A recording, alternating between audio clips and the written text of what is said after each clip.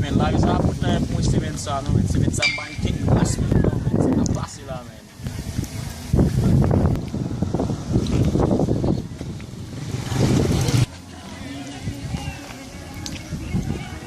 O sa gila blot, sa gila men. Agap fet man. O san solo ouve ou. Mwen chè, mwen santi ke kon baye kapte avè son men. Komo kave kon sa man? Yo men, nou konen brasyo men, semen nan ba fon way men. Mwen koman solo, mwen gade kon brasyo kave. Ou va fon yon tout semen nan? Men, mwen pen blush. Mwen chè, ou kon sa man semen.